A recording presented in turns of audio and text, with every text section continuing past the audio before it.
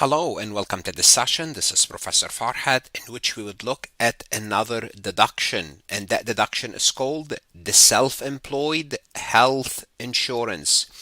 What does it mean? It means it's a deduction. It's a good thing. It will reduce your taxes.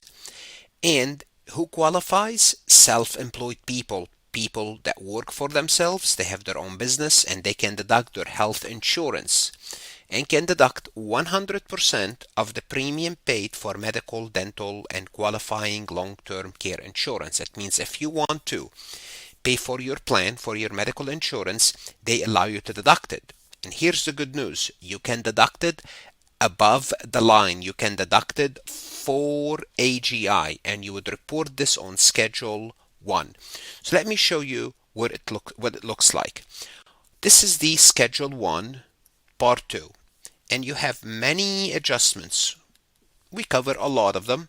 And one of them is, you guessed it, the health insurance deduction, the self-employed health insurance deduction. Now keep in mind, the place of it could change from year to year, but it's right here. So let's assume you paid $5,000 in health insurance.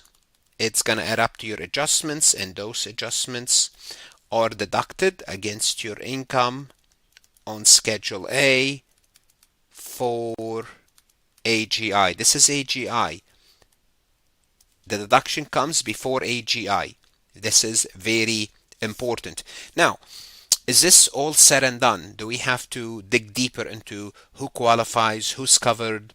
Is there any limitation? Absolutely. Absolutely. Because the Congress, when they create a law, it comes with it a lot of rules and regulation. Let's go ahead and dive into those rules. Before we proceed any further, I have a public announcement about my company, FarhatLectures.com. You are here because you are serious about mastering taxation. Whether you are taking a tax course, studying for the CPA exam, or enrolled agent, tax feels overwhelming, not because it's impossible, but because it's dense, detailed, and often taught at a pace that doesn't match the way you learn. The rules can feel disconnected, and the logic isn't always explained clearly. At Farhat Lectures, we slow it down. We explain the why behind the rules, break concept into simple steps, and rebuild your understanding from the ground up without assuming any prior knowledge. When explanation matches your learning, everything changes. The confusion fades, the rules start to connect, and tax becomes manageable. If you are ready to understand tax with clarity and confidence, start your free trial at farhatlectures.com, and let's build your tax foundation together. So who's covered? The deduction applies to premium paid for the taxpayer and their spouse, dependents of the taxpayer, and non-dependent children who are under the age 27 at the end of the year. How about if you have other coverage? What does that mean? What does other coverage mean? Sometimes you could be self-employed. You could have your own business on the side, and at the same time you work for a company. Well, guess what? You cannot take this deduction in any month in which you were eligible to participate in a subsidized health plan that's maintained by your own employer. Well, your own employer, if you have a side job. Remember, you can be an employee in a company and at the same time you have a side job. Well, if your full-time job offers you a plan, then you cannot take this deduction. Or your spouse employer. Your spouse employer means what? Let's assume my wife work at Johnson & Johnson. If she can cover me under her plan, that I no longer qualify for this deduction as self-employed. Why? Because the option is you can be qualified under her plan, and eligibility is determined month by month because the situation could change throughout the year. Now be careful if the spouse employer, and this is eligibility trap that could trigger an audit. If the spouse employer offer a plan that covers the family, but the self-employed individual choose not to enroll because it's considered too expensive, in quote, they would still disqualify from taking this deduction for this month. Simply put, if your spouse will have a plan and can cover you, you cannot take this deduction. This is one of the requirements in order to meet the deduction. Another important requirement is the net earning limitation. There's a net cap rule. What does that mean? The deduction is strictly limited to the net earning from the specific business that establishes the insurance plan. What does that mean? It means you cannot deduct an insurance premium more than when your business have earned.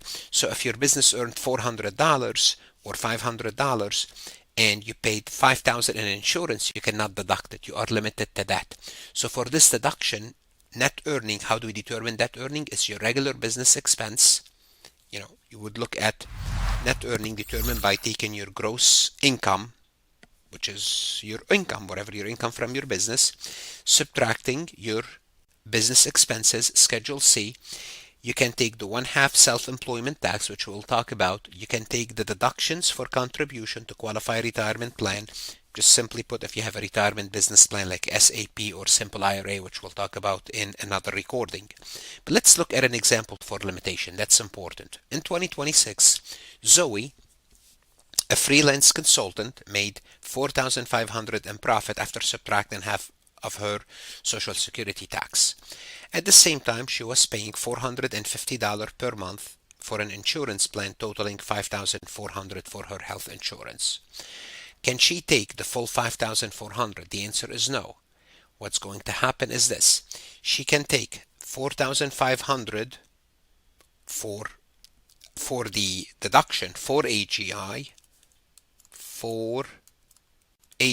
and technically reduce this income to zero, because she will report the income $4,500 as taxable income.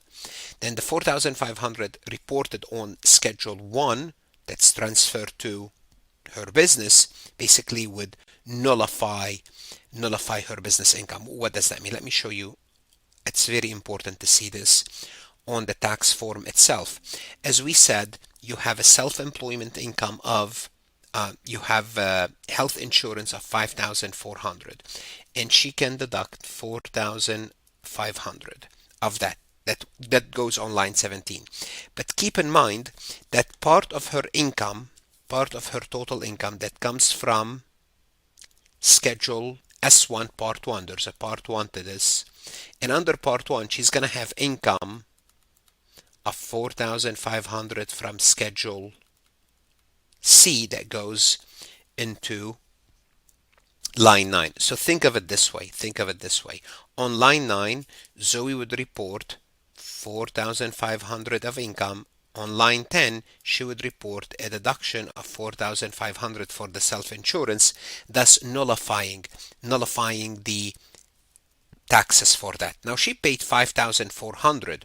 What's going to happen to the remaining amount that she could not deduct? Well, the amount that she could not deduct, the remaining $900, can be carried to her Schedule A as an itemized deduction, and that will be from AGI. It's not only from AGI, it's subject to a 7.5% floor, which we'll talk about that later. So the other 900 could possibly be deducted somewhere else if she qualifies for it. It's Schedule A. We'll talk about that later. Now keep in mind also that you can only deduct the portion of your insurance premium that you personally paid out of pocket. So if you get insurance coverage through a premium tax credit, then you cannot double dip. Basically, the government is giving you the money to pay for that insurance. You cannot say, well, I get the money, then I get the deduction. So after year end, reconcile the credit based on your actual income. Any excess must be repaid. So any money that they gave you, you cannot take a deduction for. They means the US government in a form of tax credit to pay for your insurance if you buy the marketplace insurance. Just you need to be aware of that. If you pay that money from your own pocket, of course it qualifies, assuming you meet the other two requirement, which is you don't have another plan at work, or your spouse cannot cover you, and you have enough income. But if the government gives you that tax credit to pay your insurance, you cannot deduct that tax credit.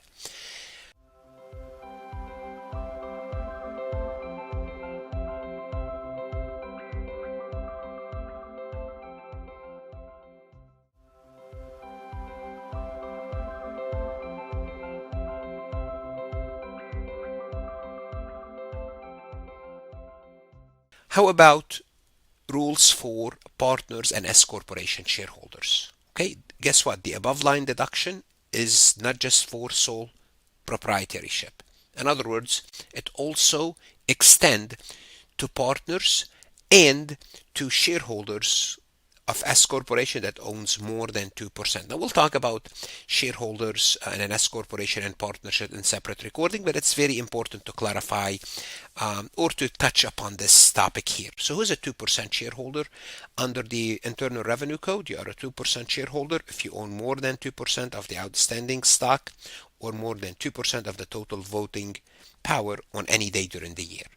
Now also, stock owned by a spouse, children, grandchildren, or parents is attributed to that 2% threshold. For tax purposes, for the partner treatment, for tax purposes, the IRS treats these S Corp shareholders more like partners than traditional employees. Now let's take a look at the reporting requirement. For the 2% shareholder, to claim this deduction, the insurance first must be established by the S corporation. That's one. Two, the S corporation pay the premium directly. So you don't pay it, the corporation paid it. Because who established it? The corporation, the S corporation. The shareholder can pay the premium and be reimbursed. That's fine if that's the case. Now, do we have to report anything to the shareholder? Absolutely. There's a W-2 mandatory reporting. Premium must be included as taxable wages in box 1 for the shareholder. Is there a FICA? Do you pay FICA for this? Well, box 1 for income taxes, these premium are generally not subject to the Social Security or Medicare taxes in box 3 and 5. Simply put, that premium that's reported to you as taxable wages, you don't have to pay Social Security or Medicare FICA taxes for it. How about in a partnership? Well, partners are not employees, so the partnership cannot provide tax-free benefit, tax-free fringe benefit like a C corporation. So health insurance premium paid by partners for a partnership are treated as guaranteed payment. Now, if you don't know what guaranteed payment, just a payment made to the partner. They're not salaries, they're called guaranteed payment. And again, we'll cover this topic much in depth. So those payments are deductible by the partnership. Great, so the partnership gets them, but they are reported as income for the shareholder on Schedule K1. So the partnership deduct the payment, then the partner is responsible for paying the taxes. And this is pass-through entities. Partners and S corporations are pass-through entities. But unlike S corporation premium, health insurance guarantee payment are subject to self-employment tax. Remember, we talked about earlier that S corporation don't have they're not subject to FICA. For partners, those payments are subject to FICA. So let's take a look at this example. In 2026, Milo owns 15% of an engineering partnership. The partnership itself paid $9,000 for health insurance, so we met one of the requirements and reported it as guaranteed payment on his K1. Okay, great. Milo's share of the profit was $55,000. Okay. The result, Milo would include the $9,000 in his gross income because it's reported as guaranteed payment on his K1. Then he can claim a $9,000 above the line deduction on Schedule 1, provided that he have enough W-2 income to cover this, because this is an S corporation, and provided that neither he or his spouse were eligible for other employer subsidy coverage, assuming that they meet all the requirements, basically as a sole proprietorship as well, basically the same requirement. Is there an income ceiling? Yes, as I just told you, assuming they have a W-2. The deduction for both partners and S corporation is strictly limited to earned income for that business. Now for S corporation, we use the W-2. Your earned income is your W-2. So what we are assuming here, we are assuming that Milo will have a W-2 at least $9,000 in income. So that $9,000 would be reported as a W-2 income. Then the $9,000 from Schedule K1 would nullify, would eliminate that $9,000 of income from his W-2.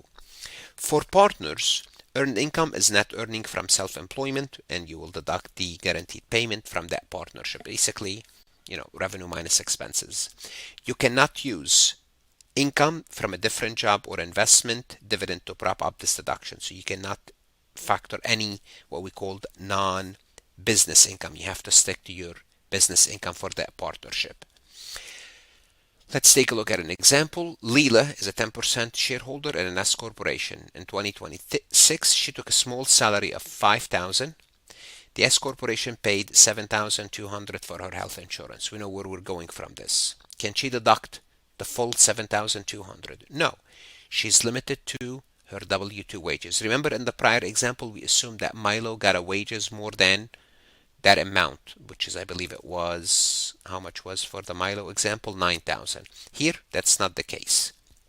So Leela can only deduct 5,000 as self-employment health insurance. What about the 2,200? What can you do with it? Well, you can go take it on Schedule A, which we'll talk about later, deduct it from AGI as long as you qualify. Let's take a look at this multiple choice question from farhatlectures.com. How much of Michael's health insurance premium may be deducted for AGI? Okay, fair enough. Now, if you're taking this question on Farhat Lectures and kind of you don't know what health insurance premium deduction is, you can ask AI to explain the topic. But let's look at the question. Michael is self-employed graphic designer, so we're dealing with a self-employed individual. He reported net earning of $6,500. That's his profit for the year. Michael paid $600 per month for qualified health insurance coverage for himself. He did not participate in any employer subsidies health plan during the year, so he qualified for that because he does not have an employer subsidized health care plan. How much can he deduct? Well, first of all, is he eligible to deduct anything? And the answer is yes, therefore we could take out D. How much is the deduction? Well, he paid $600 per month, so he paid in total $7,200. Can he deduct the full $7,200? And the answer is no. Why? Because your deduction for the health insurance coverage is limited to your profit from the business. If you have enough profit, he can deduct the full thing. But his net earnings is $6,500. Good thing, I mean, this $7,200, $6,500 will wipe out all the profit, basically in a sense that nullify the profit because you can deduct it, bring the net effect of that business to zero, but the maximum you can deduct is $6,500. What I'm trying to say is the health insurance coverage cannot create an operating loss for your business. And that in a sense that you could use it if you have any earnings on your Schedule C, use this deduction to bring the net effect on your tax to zero, but you cannot create a loss, that's still good.